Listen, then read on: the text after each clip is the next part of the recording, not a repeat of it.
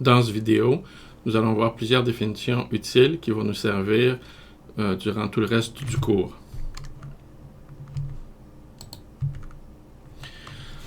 Nous allons commencer par définir un alphabet. Un alphabet, c'est un ensemble fini et non vide de symboles. Voici ici 8 exemples d'alphabets. On pourrait avoir par exemple un alphabet qui contient les 26 lettres de l'alphabet. On pourrait avoir un alphabet sigma 2 qui contient seulement les caractères AB ou sigma 3 qui contient seulement les caractères 0, 1, un alphabet binaire. L'alphabet des 9 chiffres. On peut imaginer aussi par exemple les couleurs au niveau des cartes, les 4 sortes de cartes différentes comme étant formant un alphabet de 4 symboles. On peut avoir des alphabets plus élaborés. Par exemple, ici, un alphabet pour des expressions arithmétiques pourrait contenir les 10 numéros, les 10 chiffres, l'addition, la soustraction, la multiplication, la division et les parenthèses. Et donc, on aura un certain nombre de caractères.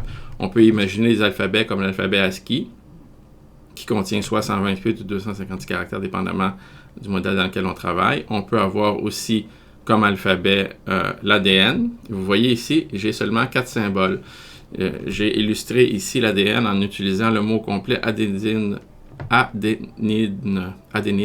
cytosine, guanine et thymine.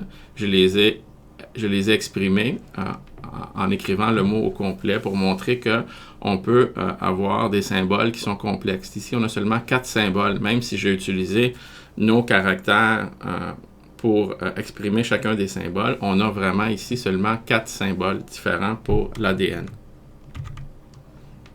Qu'est-ce que c'est un mot? Un mot, c'est un peu ce qui est évident, c'est une concaténation possiblement vide de symboles appartenant à un certain alphabet. Faites attention, les mots avec lesquels nous allons travailler dans le cours peuvent être arbitrairement grands, contrairement aux mots qu'on a dans la langue française, par exemple. Et donc, ici, on a ABBA, qui est un mot sur alphabet AB.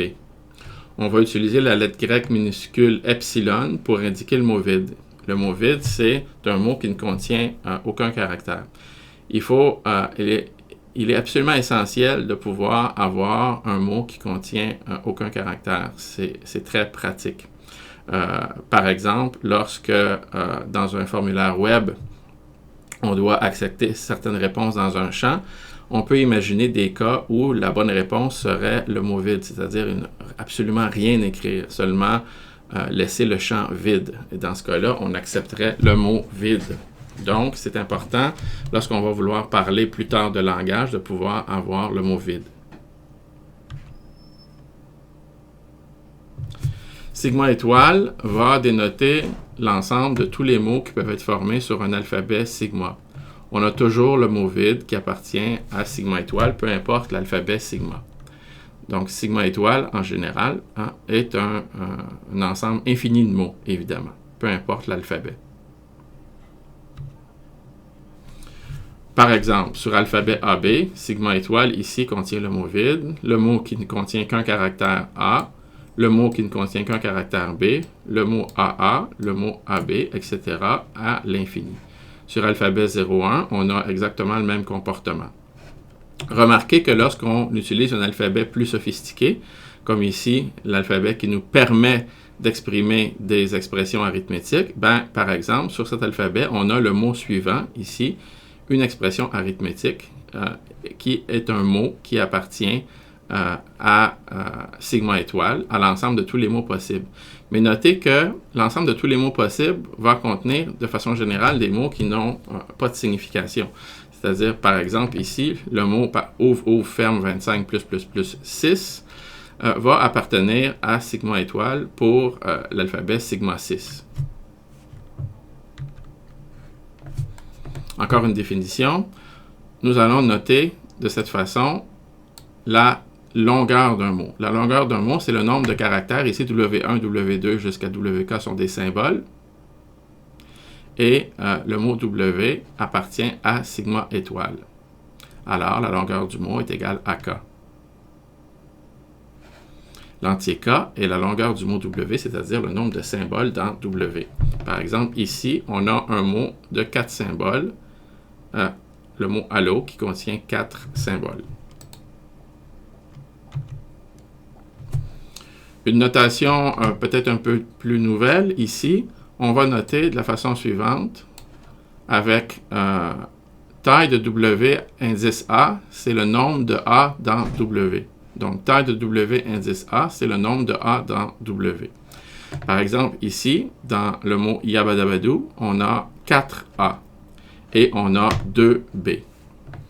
Ce sont des notations, nombre de A dans un mot, qui vont être utiles lorsqu'on va travailler avec des trucs qui sont relativement simples. Évidemment, lorsqu'on a deux mots, le mot X et le mot Y qui appartiennent au même alphabet, on peut concaténer X et Y. La concaténation ici s'écrit avec le symbole point, mais finalement, on peut utiliser un abus de notation et seulement concaténer X et Y un à côté de l'autre pour vouloir noter la concaténation. Il est important de remarquer que si je concatène un mot avec le mot vide, ben, le mot reste lui-même. Donc, le mot vide est l'élément neutre sous la concaténation. Si je concatène bon et jour, j'obtiens bonjour. Si je concatène bon et epsilon, j'obtiens bon.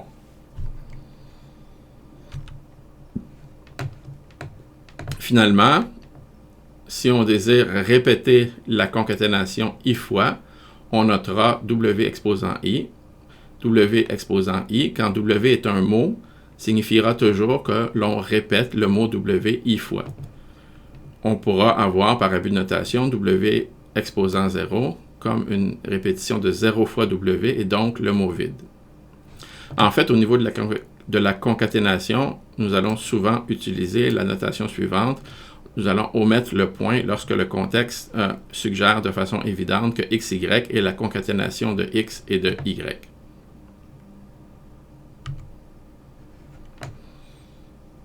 Autre notation intéressante, WR. Alors, WR, si W est un mot, WR est le mot renversé. Et donc, si on écrit un mot de gauche à droite, le mot renversé sera le même mot, mais comme si on le lisait de droite à gauche.